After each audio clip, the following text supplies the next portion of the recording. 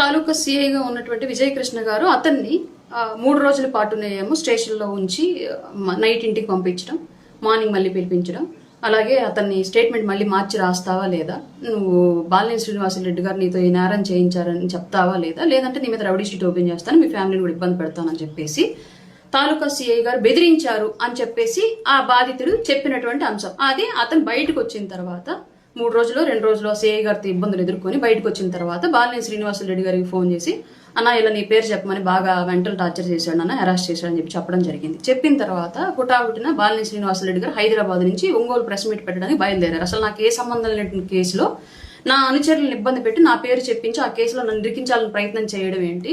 కూటమి ధర్మం కాబట్టి నేను ఇన్ని సంవత్సరాలుగా నోరు మూసుకొని ఏమీ మాట్లాడకుండా నేను అక్కడ ఉన్నాను, కార్యకర్తలు స్థానికంగా ఇబ్బంది పెడుతున్నారని తెలిసినప్పటికీ కూడా పవన్ కళ్యాణ్ గారు ఇచ్చినటువంటి మాట ప్రకారం నేను ఇప్పటి వరకు ఏం మాట్లాడలేదు. అయినా సరే నా కార్యకర్తలను ఇబ్బంది పెడతా ఉంటే ఇన్ని రోజులు నేను సైలెంట్ గా ఉంటానని చెప్పేసి ఆయన హైదరాబాద్ నుంచి బయలుదేరితే పార్టీకి ఇన్ఫర్మేషన్ ఇచ్చి బయలుదేరిన తర్వాత సగం దూరం వచ్చాక పార్టీ బాలినేని శ్రీనివాసరెడ్డి గారు ఆపింది. మీరు ప్రెస్ మీట్ పెట్టద్దు, మనకి స్థానిక సంస్థల ఎలక్షన్స్ దగ్గరలో ఉన్నాయి కాబట్టి ఇది డిస్టర్బెన్స్ క్రియేట్ చేస్తుంది, మీరు పెట్టద్దు, ఆ విషయం మీద మేము మాట్లాడతాం, మీరు వెనక్కి వెళ్ళండి అని చెప్పేసి అంటే దాచేపల్లి దాకా వచ్చినటువంటి వ్యక్తి వెనక్కి వెళ్ళిపోయారు బాలినేని శ్రీనివాసరెడ్డి గారు. తర్వాత ఏం జరిగిందనేది తెలియదు మనకి, బట్ ఆ సిఐ గారు అక్కడే ఉన్నారు. ఏం జరుగుతుందనేది మనకి ఇంకా అప్పుడు ఆయన ప్రెస్ మీట్ అన్నారు, వెళ్ళాము, ఎందుకు సార్ అంటే ఇది కారణం అని చెప్పారు. సరే అన్నాం. తర్వాత మధ్యలోనే ఫోన్ చేసి వెనక్కి వెళ్తున్నానమ్మా, సార్ ఇలా చెప్పారు, పార్టీ ఆఫీస్ నుంచి ఇలా ఇన్ఫర్మేషన్ వచ్చింది, వెళ్తున్నానని చెప్పి చెప్పామన్నారు. ఓకే సరే సార్ అని చెప్పేసి వచ్చేసాం. ఇంకా తర్వాత మేము పట్టించుకోలేదు, ఆ విషయం గురించి మాట్లాడలేదు. బట్ నిన్న మళ్ళీ బాలినేని శ్రీనివాసరెడ్డి గారు రావడానికి కారణం ఏంటి అంటే బొమ్మినేని మురళిని ఎలా అయితే బెదిరించారో సిఐ గారు బెదిరించారని బొమ్మినేని మురళి చెప్తున్నారు కాబట్టి అట్లాగే ఒక క్రషర్ ఉంటుంది చేమకుర్తిలో, ఆయన పేరు నరసింహారెడ్డి ఏదో పేరు, బాలినేని శ్రీనివాసరెడ్డి గారి మనిషిది ఆ క్రషరు. వాళ్ళు ఏదో డస్ట్ వస్తుంది క్రషర్ లో నుంచి, ఆ డస్ట్ తోలుకుంటున్న క్రమంలో మైన్స్ మీద చెస్ కలెక్షన్ కు దేనికో ఏఎంఆర్కి ఇచ్చినట్టున్నారు. ఏఎంఆర్ వాళ్ళు ఆ ట్రక్ ఆపారు. ట్రక్ ఆపితే ఈ మైన్ ఆ క్రషర్ ఓనర్ కి అండ్ ఏఎంఆర్ వాళ్ళకి మధ్య ఒక గొడవ జరిగింది. అది పోలీస్ స్టేషన్ లో కేసు నమోదైంది, కొట్లాట కేసు. అంటే వైలేట్ చేసిన అక్కడ పీస్ ని వైలేట్ చేసి ఒకళ్ళు మాట్లాడుకొని గొడవలు పడ్డ కేసు నమోదైంది. నమోదైతే దాన్ని నరసింహారెడ్డి గారు బాలినేని శ్రీనివాసరెడ్డి గారికి చెప్పారు, అన్న ఇలా జరిగింది, ఏఎంఆర్ గొడవైంది, వాళ్ళకి నాకు కేసు పడింది అని చెప్పేసి అంటే ఏఎంఆర్కి సంబంధించినటువంటి రాజేష్ అనేటువంటి ఒక ఆయనకి బాలినేని శ్రీనివాసరెడ్డి గారు ఫోన్ చేసి మనవాడండి వాడు, మీరు తెలియక గొడవ పడ్డట్టున్నారు, అది నేను మాట్లాడతాను, మీరు కేసులు వాపస్ తీసుకుంటారు అని చెప్పేసి అంటే సరే అని చెప్పేసి వాళ్ళు ఒప్పుకున్నారు. కేసు వాపస్ తీసుకోమని వెళ్ళినటువంటి పర్పస్ లో మళ్ళీ సిఐ గారు, అదే సిఐ గారు సదరి నరసింహారెడ్డి గారికి ఎవరికో నువ్వు వాస్తవ ఫోన్ చేపిస్తే నేను తీసేస్తానా ఏంటి, మామూలుగా అయితే మామూలు కేసు పడింది మీద పెట్టి కేసు, ఇప్పుడు దాన్ని వేరేలాగా నేను కడుతున్నాను చూసుకోమని చెప్పేసి హత్యాయత్నం కేసు ఏదో కట్టారంట ఎఫ్ఐఆర్. ఇది జరిగినటువంటి విషయం. ఇది ఆయన మళ్ళీ బయటకు వచ్చి నరసింహారెడ్డి గారు వాసు గారికి ఫోన్ చేసి ఇట్లా జరిగింది, సిఐ ఇట్లా చెప్పాడు అని చెప్పి చెప్పడం జరిగింది. ఈ మధ్యలో మళ్ళా మురళి విషయానికి నరసింహారెడ్డి విషయానికి మధ్యలో సదరు సిఐ గారు మన పార్టీలో ఉన్నటువంటి ఒకళ్ళిద్దరు పెద్దలకు ఫోన్ చేసి, సార్ నాకు పైనుంచి ఒత్తిడి ఉంది, అందుకే నేను ఆయన మీద ఇట్లా ప్రెజర్ చేయాల్సి వచ్చింది, నన్ను ఎక్స్క్యూజ్ చేయమని చెప్పండి, నేను జనరల్ ట్రాన్స్ఫర్లో భాగంగా వెళ్ళేంత వరకు నన్ను ఇక్కడే ఉంచమని చెప్పండి అని చెప్పేసి కొందరెవరు మన పార్టీ పెద్దలకు కూడా ఫోన్లు చేసి రిక్వెస్ట్ చేసుకున్నారు అని చెప్పేసి నాకు తెలిసినటువంటి సమాచారం. అది త్రూ వాసు గారి ద్వారానే తెలిసింది. ఇలా పలానా మన పార్టీ నాయకుడికి ఫోన్ చేసి మాట్లాడాడంట, ఆయన నాకు చెప్పారు. పేర్లు వద్దు, వాళ్ళు మాట్లాడాలనుకుంటే వాళ్ళు మాట్లాడతారు, నేను మాట్లాడడం కరెక్ట్ కాబట్టి నేను చెప్పట్లేదు. ఇది జరిగిన విషయము. దానికి ఇక ఆయనకు వాసు గారికి ఎన్ని రోజులు నేను సైలెంట్ గా ఉన్నాను, ఆల్రెడీ పార్టీ అధిష్టానానికి చెప్పాను, బట్ యాక్షన్ తీసుకున్నారు లేదన్నా నాకు తెలియదు. బట్ ఆ తాలూకా సిఐ గారి ప్రతిస్పందన మళ్ళీ ఇప్పుడు కూడా అలాగే ఉంది. ఇంక ఇట్లా అయితే ఎక్కడన్నా హత్యానేరాలు జరిగిన అందులో వాసు ఉన్నాడని చెప్పండి అని చెప్తారు, బెదిరిస్తారు వాళ్ళని, లేదంటే ఇంకేదైనా తెఫ్ట్ జరిగిన అందులో వాసు గారి దమ్మంటే తీసుకెళ్ళామని చెప్పమంటా ఉంటారు, లేదంటే వాసు గారి కార్యకర్తలు క్యాడర్ చేశారని చెప్పిస్తారు, దొంగలతో అయినా అంతకులతో ఎవరితో అయినా సరే. ఇంక డిపార్ట్మెంట్ వాళ్ళు ఇట్లా గా ఉంటాం, లేదంటే వాళ్లే క్రైమ్ ని ఇటు చెప్పండి అని చెప్పేసి క్రైమ్ ని మోడలేట్ చేయడం తప్పు కదా. ఈ విషయాన్ని నేను డెఫినెట్ గా మాట్లాడతానని చెప్పేసి వచ్చి ప్రెస్ మీట్ పెట్టిన క్రమంలో స్థానిక ఎమ్మెల్యే గారి వల్ల జరుగుతోంది అని చెప్పేసి ఆయన భావించారు కాబట్టి సదరు సిఐ గారు కూడా పైన ఉన్నటువంటి ఒత్తిడి వల్ల చేశానని చెప్పేసి పార్టీలో ఉన్నటువంటి కొందరు ఫోన్ చేసి మాట్లాడడం జరిగింది. కాబట్టి ఈ విషయం మీద బాలినేని శ్రీనివాసరెడ్డి గారు ప్రెస్ మీట్ పెట్టడం జరిగింది. ఆ తర్వాత ఈయన ప్రెస్ మీటు, మళ్ళా జనార్దన్ గారి ప్రెస్ మీటు, మళ్ళా వాసు గారి ప్రెస్ మీటు, ఆ తర్వాత కమిటీ మాట్లాడడం, ఇదంతా జరిగిన విషయం మీకు తెలిసిందే. ఇది వాస్తవం. ఇది నేను లైవ్ లో ఉన్నాను కాబట్టి ఇదే జరిగింది, ఇది వాస్తవం, ఇది నాకు తెలుసు. ఇది ఇంకోటి సిఐ గారికి నాకు ఎలాంటి వైరం లేదు. ఎందుకంటే ఇప్పటికి కూడా ఆ తాలూకా ప్రెమిసెస్లో ఏదైనా జనసేన కార్యకర్తకో ఇంకొకరికో నాకు తెలిసిన వాళ్ళకో ఇష్యూ వస్తే ఇమ్మీడియట్గా నేను ఫోన్ చేస్తే రెస్పాండ్ అవుతారు. కన్సర్న్ సెక్టార్ ఎస్ఐకి ఫోన్ చేసి మరి అరుణ గారి ఏదో ఇష్యూ ఉందంటే చూడండి వాళ్ళకి చేసి పెట్టండి అని చెప్పేసి చెప్తారు. నాకు చాలా చక్కగా రెస్పాండ్ అవుతారు, నాకు ప్రయారిటీ ఇస్తారు. సిఐ గారితో నా వ్యక్తిగతమైన కంప్లైంట్ అయితే ఏమీ లేదు. ఆయనకు సంబంధించి నేనేమి దీన్ని చేయట్లేదు నెగిటివ్గా. కానీ జరిగిన విషయం చెప్పాలి కాబట్టి 100% చెప్తున్నాను. నాకు ఫేవర్ చేశారు కదా అని తప్పు జరుగుతుంటే సమర్థిస్తానంటే అది నా వ్యక్తిత్వం కాదు. కాబట్టి తప్పును తప్పుగా చెప్పాలి, మంచిని మంచిగా చెప్పాలని నా ఉద్దేశం. ఇక్కడ నేను ఎవరి సైడ్ కాదు, మధ్యలో ఉన్నాను కాబట్టి విషయం చెప్తున్నా. ఇంకో నెక్స్ట్ విషయము, బాలినేని శ్రీనివాసరెడ్డి గారు మాట్లాడిన మాటలకి కౌంటర్ ప్రెస్ మీట్గా గౌరవ జనార్దన్ గారు ప్రెస్ మీట్ పెట్టి కొన్ని మాటలు మాట్లాడారు. సరే వాటన్నింటినీ నాకు సంబంధం లేదు, అది వాళ్ళిద్దరు ఎలా చూసుకుని నాకు సంబంధం లేదు. కానీ ఒక మాట అన్నారు, అది ఖచ్చితంగా కూటమికి దెబ్బేసేటువంటి విషయం. భవిష్యత్తులో మా గొంతులో వెలక్క అడ్డుపడి ఉంటే అంశం అది కూటమిని డిఫెండ్ చేసేటప్పుడు. ఏంటంటే అది స్టేషన్లో ఉన్న ఒంగోలులో ఉన్నటువంటి ఒంగోలు పరిధిలో ఉన్నటువంటి సిఐలు అందరినీ నేనే తెచ్చుకున్నాను, డిఎస్పీ గారు నేనే తెచ్చుకున్నాను, ఏం చేసుకుంటారో చేసుకోండి అని మాట్లాడడం.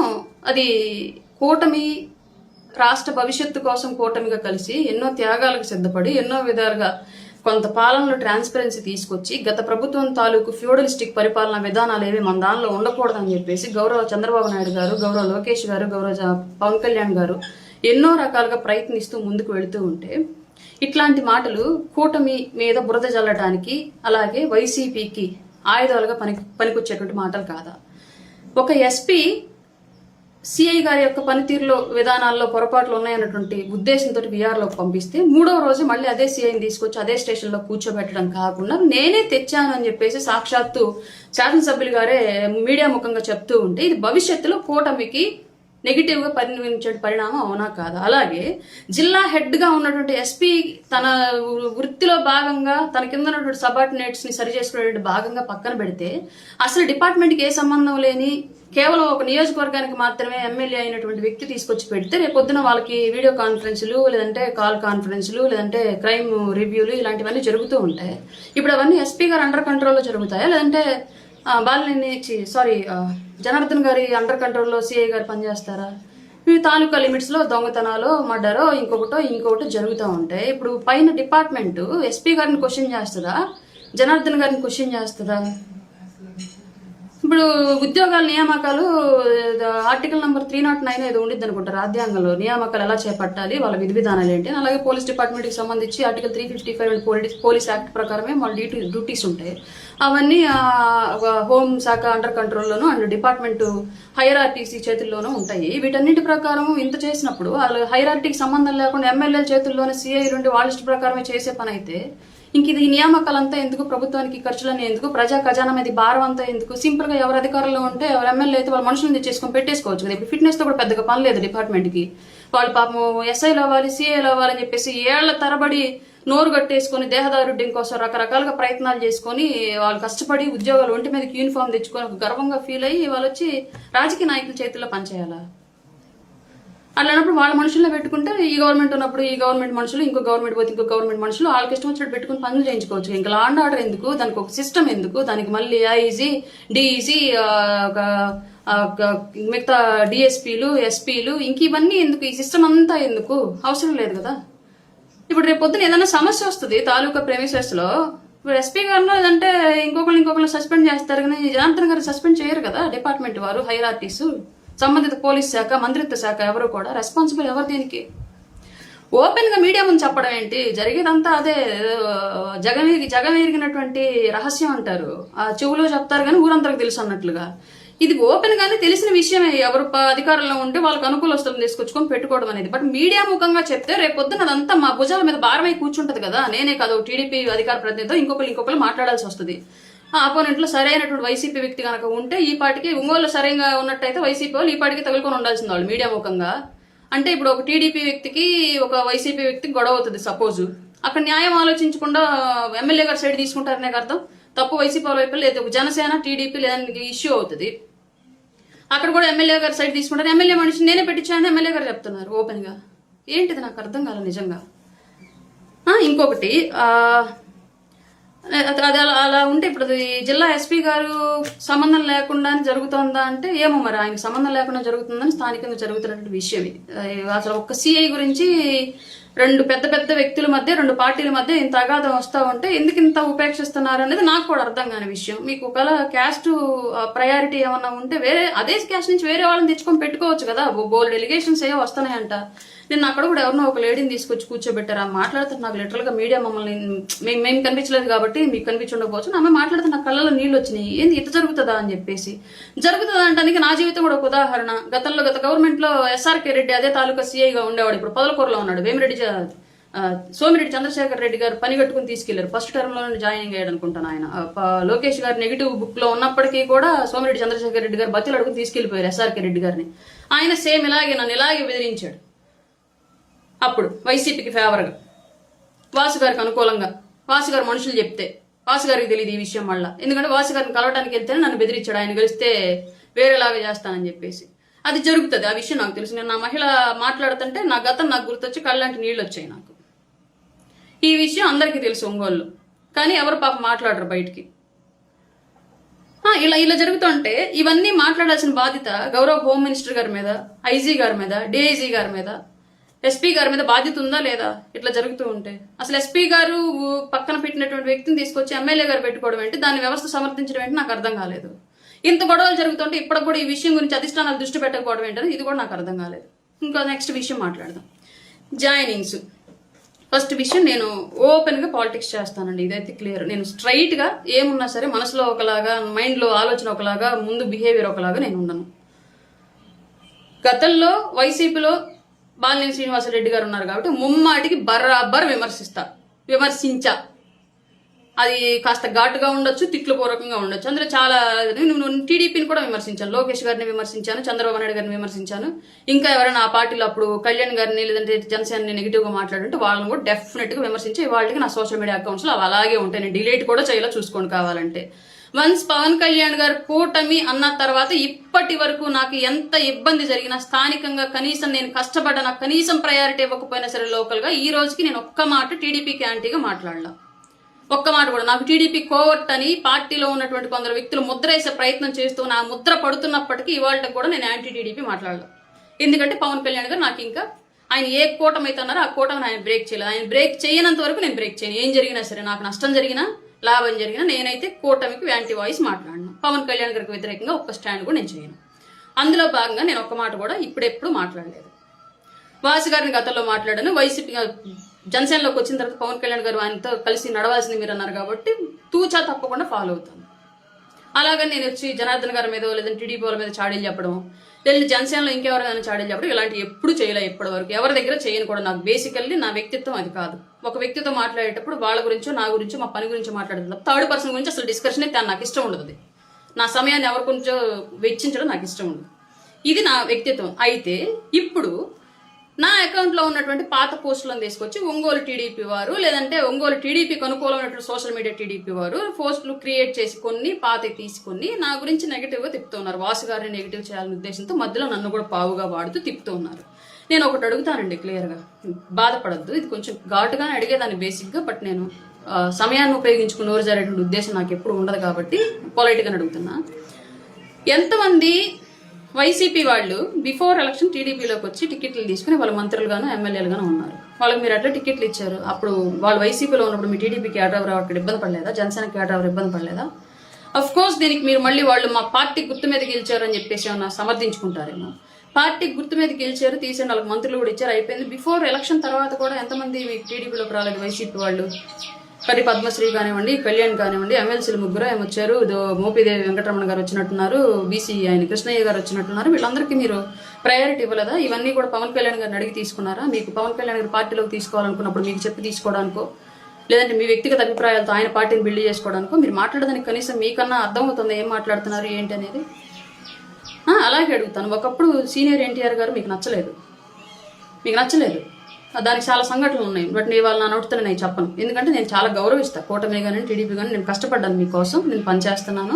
భవిష్యత్తులో కూడా మీరు నేను కలిసి పనిచేయాలి కాబట్టి నేను నోరు జారను. ఏది కూడా ఏ టైం ఎలా ఉండిద్దో తెలియదు రాజకీయాలు అన్నాక. కాబట్టి నా పరిధిలో నేను మాట్లాడతాను కాబట్టి ఇప్పుడు కూడా అదే చెప్తున్నా క్లియర్గా. గతంలో నచ్చినటువంటి సీనియర్ ఎన్టీఆర్ గారు ఇవాళ మీరు విగ్రహాలు 100 కోట్లు ఖర్చు పెట్టి 1000 కోట్లు ఖర్చు పెట్టి విగ్రహాలు పెట్టే స్థాయికి ఎట్లా నచ్చాడు అంటే అక్కడ ఏంటి మీకు సపోర్ట్ అయింది సిచ్యువేషన్. అప్పుడు సిచ్యువేషన్ వ్యతిరేకంగా ఉంది కాబట్టి వ్యతిరేకించారు, తర్వాత సిచ్యువేషన్ పాజిటివ్గా ఉంది కూడా పాజిటివ్గా ప్రేమిస్తున్నారు విగ్రహాలు పెట్టేలాగా. మరి ఇదే విషయం బాలినేని శ్రీనివాసరెడ్డి గారిలోనో లేదంటే జనసేనకో లేదంటే పవన్ కళ్యాణ్ గారికో లేదంటే మాకు వర్తించదా? ఒకళ్ళు చేస్తే సంసారం ఇంకొకళ్ళు చేస్తే ఇంకొకటి ఏంటి? ఇది మీకు అంటానికన్నా కనీసం అనిపించట్లేదా? రేపు స్థానిక సంస్థల ఎలక్షన్స్ వస్తున్నాయి, మనం ఏ విషయంలో గెలుకున్నాం? రాష్ట్ర వ్యాప్తంగా ఇంతమంది వైసీపీలో జాయిన్ అయితే ఏ నియోజకవర్గంలో లేదు ఒక ఒంగోలు నియోజకవర్గంలో ఎందుకు వస్తుంది సమస్య? నాకు అర్థం కావట్లేదు అసలు. టీడీపీ వాళ్ళకి ఇబ్బందులు పెట్టారు మమ్మల్ని, అన్ని చోట్ల అదే జరిగింది కదా. రాజకీయ ఇబ్బందులు అన్ని పార్టీలు. ఇప్పుడు మొన్న మా పార్టీ కార్యకర్తను తీసుకెళ్లి అరెస్ట్ చేసి లోపల పెట్టారు, మేము మాట్లాడామా? టీడీపీ పెట్టింది, ఎమ్మెల్యే గారు పెట్టించారు అని నాకు తెలిసింది తర్వాత నేను మాట్లాడానా? అది రాజకీయంగా జరిగేటువంటి విధానాలు అవన్నీ. మీకు వ్యక్తిగత గొడవలేం లేవు కదా. ఆయనకు జనార్దన్ గారికో లేదంటే వాసు గారికో వ్యక్తిగత గొడవలేం లేవు, అన్ని పొలిటికల్ గొడవలే. పొలిటికల్ ఉన్నప్పుడు ఉండవా?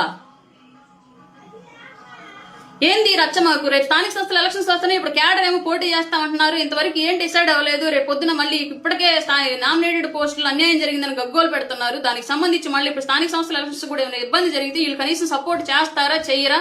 కూటమి పరిస్థితి ఏంది? వీళ్ళు మళ్ళీ కార్తీక దీపంలో పాటలాగా ఆరనీయకమా ఈ దీపం వైసీపీ దీపం అన్నట్టుగా తీసుకెళ్లి వైసీపీని బతికిస్తారేమో గ్రౌండ్ లెవెల్లో ఈ వివాదాల వల్ల అని చెప్పేసి మేము టెన్షన్ పడుతున్నాం. ఎందుకంటే రేపు పొద్దున మళ్ళీ వైసీపీ కనుక వస్తే కర్మకాలి మేము బాధితులం అవుతాం 100%. మిగతా వాళ్ళందరూ హైదరాబాద్, బెంగళూరు, చెన్నై, ఢిల్లీ పోతారు పెద్ద పెద్ద వాళ్ళంతా. మా పరిస్థితి ఏంటి? అసలు రాష్ట్రం పరిస్థితి ఏంటి? ఒక 5 సంవత్సరాలు వస్తే అమరావతి ఆడే పురుగులు పట్టిపోయింది, బూజు పట్టిపోయింది, పోలవరం ప్రాజెక్ట్ ఆగిపోయింది, వైజాగ్ భ్రష్టు పట్టిపోయింది, రాజధాని లేకుండా రాష్ట్రం అంతా గందరగోళం అయిపోయింది, ఉద్యోగాలు రాలేదు. ఇవాళ ఎట్టో సత్యచెడి ముఖ్యమంత్రి గారు డిఎస్సీ ఉద్యోగాలు వేస్తుంది, ఆమె మీద కూడా మళ్ళీ యుద్ధాలు చేస్తున్నారు. మెడికల్ కాలేజీల మీద యుద్ధాలు చేసి వాటిని ఆపేరు. ఇన్ని రకాలుగా నష్టం జరుగుతుంటే రాష్ట్రానికి మళ్ళీ అతను వస్తే ఇంకా దౌర్భాగ్యమైన పరిస్థితికి పడిపోయిద్దామని చెప్పేసి మేము టెన్షన్ పడిపోతా ఉంటే ఏంటి రచ్చ నాకు అర్థం కావట్లేదు. లోకల్ గా రేపు స్థానిక సంస్థల ఎలక్షన్స్ ఈ గొడవల మధ్య గెలవగలరా? ఒక పార్టీ వ్యక్తిగత నిర్మాణంలో ఇంకొక పార్టీ జోక్యం ఏంటి నాకు అర్థం కాలేదు. అసలు లా అండ్ ఆర్డర్ సిస్టమ్ లో పొలిటికల్ ఇన్ఫ్లుయెన్స్ ఉంది, పొలిటికల్ గా ఇన్వాల్వ్ అవుతామని చెప్పేసి మీడియా ముఖంగా చెప్పడం ఏంటి? అసలు అది ప్రజాస్వామ్యాన్ని విచ్ఛిన్నం చేయడం కాదా? విచ్ఛిన్నం చేస్తున్నామని చెప్పి బాహాటంగా చెప్పడం కాదా? అప్పుడు జగన్ కి మనకి తేడా ఏంటి? మధ్యలో మళ్ళీ మమ్మల్ని బలిపశం చేయాలని చూస్తారా? అప్పుడు ఇట్లా మాట్లాడింది బాలినేని శ్రీనివాసరెడ్డి, ఇప్పుడు ఇట్లా మాట్లాడు. ఇదే క్వశ్చన్ మీరు ఒకసారి ఎన్టీఆర్ గారి విషయాలు అప్లై చేసుకోండి. మొత్తం నన్ను అన్న వాళ్ళందరూ అప్లై చేసుకుని నాకు ఆన్సర్ చేయండి. పార్టీలోకి ఎవరిని తీసుకోవాలి, వాళ్ళతో ఎలా పని? ఇప్పుడు 2 సంవత్సరాలు ఒక్క మాట అయినా బాలినేని శ్రీనివాసరెడ్డి గారితో మాట్లాడడానికి అవకాశం ఇచ్చారా పవన్ కళ్యాణ్ గారు? అసలు గొడవ ఆయన వల్ల జరిగిందా? ఆయన ఏమైనా ఇక్కడ ఏమైనా వచ్చి డిస్టర్బెన్స్ క్రియేట్ చేశాడా? ఒక్క మాట ఆయన డిస్టర్బెన్స్ క్రియేట్ చేశాడా? మొన్న వాళ్ళ అబ్బాయి పదవి కోసం అర్జీ పెట్టుకునేటప్పుడు ర్యాలీ జరిగితే ఆ పార్టీ ఆఫీస్ ముందుకు వెళ్ళి గంజాయిలు కూడా నేను లైవ్ లో ఉన్నా అక్కడ. పైగా నేను క్లియర్ గా చెప్పా, అట్లీస్ట్ ఆ పార్టీ ఆఫీస్ ముందు ఎవడో హార్న్ కొట్టి సైలెన్సర్ రైజ్ చేయడానికి కూడా వీల్లేదని నేను అక్కడ ఇంటి దగ్గర అందరికి చెప్పి మరి బయలుదేరా. ఎవ్వరు చేయలా. మీకు ఇంటెలిజెన్స్ దగ్గర వీడియోలు ఉంటాయిగా, ఇంటెలిజెన్స్ డిపార్ట్మెంట్ దగ్గర తీసి బయట పెట్టండి. నిజంగానే టీడీపీ ఆఫీస్ దగ్గర ఎవరైనా జనసేన వాళ్ళు కానివ్వండి, వాసుగారి వర్గం కానివ్వండి, ఎవరైనా గొడవ చేశారని చెప్పేసి మీ దగ్గర రిపోర్ట్ ఉంటే తీయడు బయటికి, వీడియో ఉంటే బయట పెట్టండి చూద్దాం. ఏంటి మాటలు? పార్టీలో కలిసినాము, ఎంత సమయం ఎంత వెళ్ళాలి? పోనీ లోకల్ గా మాట్లాడుకున్నాం, స్టేట్ పాలిటిక్స్ తీసేయండి. గంగాడ సుజాత గారి మీద మీరే కదా చెలవ పలవలు ప్రచారం చేశారు ఆ రోజు. మరి మీ పార్టీలోకి ఎట్లా తీసుకున్నారు ఆమె నాకు మీద కేసులు పెట్టింది. నేను స్టేషన్ చుట్టూ తిరిగేలా చేసింది. నన్ను అడిగారా మీరేమన్నా ఆమె తీసుకునేటప్పుడు పార్టీలోకి? 11 మందినో 12 మందినో కార్పొరేటర్లను తీసుకున్నారు వైసీపీ నుంచి. వాళ్ళందరి మీద మీరే ఎలిగేషన్స్ చేశారు, రకరకాల ఎలిగేషన్స్ చేశారు ఆ రోజు. ఎవరికి వాళ్లే రచ్చ ప్రెస్ మీట్లు పెట్టి మరి వాళ్ళందరినీ తీసుకున్నారు కదంటే. మీ పార్టీలోకి వస్తే పునీతులు అయిపోతారని, జనసేనలోకి వస్తే పాపిస్టులు అయిపోతారా ఏంటి? ఈ జనసేనలో చేరిన తర్వాత బాలినేని శ్రీనివాసరెడ్డి గారు మీకు చేసినటువంటి అన్యాయం ఏంటో చెప్పండి, మిమ్మల్ని అన్నటువంటి మాటలు ఏంటో చెప్పండి. పార్టీకి కార్యకర్తలకు అన్యాయం జరుగుతుందన్న మాట క్వశ్చన్ చేస్తాడు ఒక పెద్ద లీడర్. మేము అడగలేం, ఎమ్మెల్యేలు మేము అడిగితే పని చేస్తారా ఏంటి? మాకు రెస్పాండ్ అవుతారా ఏంటి? ఒక కలెక్టర్ కాడికి వెళ్ళి గట్టి గడిసాను అంటే నోరు కలదాను కాబట్టి నాకు కొద్దిగా గొప్ప రెస్పాండ్ అవుతారు, పెద్ద విషయాలు రెస్పాండ్ అవ్వకపోయినా. మిగతా వాళ్ళ పరిస్థితి ఏంది? ఆయన అడుగుతున్నాడు. మీరు నిజంగా ఒక లిస్ట్ రెడీ చేయండి. జనసేనకి ఇది ఇన్ని ఇచ్చాం, ఒంగోలు ఇన్ని ఉన్నాయి, జనసేనకి ఇన్ని ప్రయారిటీ ఇచ్చాం, ఈ జాబ్ ప్రయారిటీ ఇంత, ఈ స్థాయిలో ఈ జాబ్ ఈ పోస్టు అని చెప్పేసి మీరు ఒక లెటర్ రిలీజ్ చేయండి. హ్యాపీగా ఫీల్ అవుతారు కదా. మీకు ఎంతమంది పని చేశారు, మీరు ఎంతమందికి ఇచ్చారు అని చెప్పేసి క్లియర్గా అర్థం అవుతుంది కదా. అది అడగడం తప్ప? కార్యకర్తలకు అన్యాయం జరుగుతుంటే అడగడం కూడా తప్పు అంటే గొంతు నొక్కేయడం మీద కదా ఇది. 150 వచ్చిన 11లో కూర్చోబెట్టింది ఆ కారణాలతోనే. మన ఓటమికి మనమే మెట్లు కట్టుకుంటున్నామా? ఆటోమేటిక్గా మెట్లు కాస్త సమాధి అవుతాయి తర్వాత. దయచేసి స్థానిక శాసనసభ్యులు గారికి అలాగే డిపార్ట్మెంట్ వారికి కూడా రిక్వెస్ట్, నేనైతే ఈ విషయం మాట్లాడాలనుకోలేదు. ఇద్దరు సామెత దున్నపోతుల మధ్యలో దూడపిల్లలు కొట్లాట అని, దూడపిల్లలు నలిగిపోవడం అని, వాళ్ళ మధ్యలో నేను దూరాలని అనుకోలేదు కాబట్టి నేను అసలు మాట్లాడలేదు. కానీ వాంటెడ్గా ఒంగోలు టీడీపీ వాళ్ళు ట్రిగ్గర్ చేసి మరి నన్ను కిలికి మరి నా పాత అకౌంట్లో ఉన్నటువంటి పోస్టులు తీసుకొచ్చి మరి నన్ను బ్లేమ్ చేస్తానని ట్రై చేస్తా ఉంటే డెఫినెట్గా నాకు నేను డిఫెన్స్ చేసుకోవాల్సిన అవసరం ఉంది కాబట్టి, నా ఆత్మాభిమానం నాకు ఇంపార్టెంట్ కాబట్టి నేను మాట్లాడాను. ఇందులో ఏమైనా తప్పులు ఉంటే దయచేసి నన్ను టీడీపీ వాళ్ళు కూడా క్షమించాలి. ఎందుకంటే స్థానికంగా ఉన్నటువంటి వాళ్ళు వాళ్ళ వ్యక్తిగత ప్రయోజనాల కోసం పనిచేసినా రాష్ట్ర వ్యాప్తంగా అందరం కలిసి పనిచేస్తున్నాం. నాకు ఎవరితోనూ ఎలాంటి విభేదాలు లేవు టీడీపీలో కూడా. కానీ నేను ఎవరి నుంచి ఏ లబ్ధి పొందింది లేదు. నన్ను ఎవరు కూడా అది ఎవరో కామెంట్లు పెడతా ఉన్నారు, కూటమిలో ఉండి లబ్ధి పొందుతూ టీడీపీని టార్గెట్ చేసి మాట్లాడుతుంది అన్నట్టుగా ఏదో చెప్పారు. నేనేమి లబ్ధి పొందలేదు ఎవరి నుంచి కూడా. దయచేసి నా మీద అలాంటి అభాండాలు నిందలు వేయటం మానేయండి. నేను ఇప్పటికీ సింగిల్ ఎన్పీ కూడా ఆశించకుండా, అసలు అడగలేదు. మెయిన్ ఆశించడం అట్లా పెట్టి అడిగితే ఇవ్వలేదు అనేది వేరే, నేను అడగలేదు ఎవరిని కూడా. నేను కేవలం పవన్ కళ్యాణ్ గారి కోసమే పనిచేస్తున్నాను. నాకంటూ ఒక రాజకీయ గోల్ ఉంది, దానికోసం మాత్రమే నేను నడుస్తూ ఉన్నాను. అంతే తప్ప ఎవరో ఏదో ఇస్తారనో ఇంకెవరో ఏదో చేస్తారనో మాటలు మార్చడాలు, వ్యక్తిత్వాలు మార్చడాలు ఇవన్నీ నా వల్ల అవ్వవు. నాకు అంత పెద్ద రాజకీయం ఇంకా అవ్వలేదు. నేను ఫెయిర్ పాలిటిక్స్లో ఉన్నాను ప్రజెంట్. దిగువ స్థాయి నుంచి వచ్చాను కాబట్టి ఆ దిగువ స్థాయి పీపుల్ కోసమే నా ఆలోచనలు ఉంటాయి, వాళ్ళ కోసం నిలబడే వాళ్ళ కోసమే నా ఆలోచనలు ఉంటాయి. దయచేసి ఈ విషయం గమనించి టీడీపీ మిత్రులు కూడా నన్ను క్షమించాలి. అలాగే పాస్ గారి విషయంలో మీరు మాట్లాడేటువంటి మాటలన్నీ కూడా మీ విజ్ఞతకే వదిలేస్తున్నాను. అలాగే రాజకీయంలో ఏ పార్టీలు ఎప్పుడు ఎవరు ఉంటారు, ఎవరి ఎజెండా ఏంటి, ఎవరు ఎలా మారుతారు, ఇవన్నీ కూడా చాలా ఇప్పుడు ఈ గవర్నమెంట్లోనే మనం చాలా చూస్తున్నాము. కూటమికి ముందు ఎలా ఉండేవాళ్ళం, కూటమికి తర్వాత ఎలా జరిగిందని చెప్పేసి ఇవన్నీ మీకు తెలియని కాదు. బట్ మీ ఇష్టం వచ్చినట్లుగా ఎవరినో బ్లేమ్ చేసి ఇంకెవరినో వాడుకొని పావులుగా ఇబ్బంది పెడదామని చెప్పేసేటువంటి ప్రయత్నాలు అయితే మానేయండి. ప్రత్యేకించి పోలీసులతో బానిసత్వం చేయించడం మానేసేయండి, పోలీసులతో క్రైమ్ చేయించడం మానేసేయండి. ఎందుకంటే పివి సునీల్ కుమార్, సిద్ధార్థ కౌశల్ ఇట్లాంటి వాళ్ళ సునీల్ కుమార్ ఠానాని ఇంకెవరెవరో ఉన్నారు కదా, సిద్ధార్థ కౌశల్ కాదు, సారీ ఆయనకేం లేదనుకుంటాను. జత్వాని కేసులో ఏం జరిగిందో వాళ్ళంతా ఎంత తిప్పలు పడుతున్నారో తెలిసిన విషయం. బట్ వాళ్ళ ఉద్యోగాలు ఇంపార్టెంట్. రాజకీయ నాయకుల చేతుల్లో పావులుగా మారిపోయారు కాబట్టి అంత పెద్దలు కూడా వాళ్ళ చట్టపరమైన సమస్యలు ఎదుర్కొంటున్నారు. అదే పరిస్థితి కూటమిలో జరగకుండా ఉండటం మంచిది. అలాగే డిపార్ట్మెంట్ వారు కూడా మీకున్నటువంటి రైట్స్ని మీరు వినియోగించుకోండి. అంతే తప్ప మరీ వన్ సైడెడ్గా వెళ్ళి ఇలాంటివి చేయడం తప్పు. దాన్ని ఖచ్చితంగా ఖండించాలి, మీరు కూడా మార్చుకోవాలి. ఎందుకంటే 5 ఏళ్ళకి ఒకసారి ఎలక్షన్ ప్రజల చేతుల్లోకి వెళ్తుంది జడ్జిమెంట్ అనేది.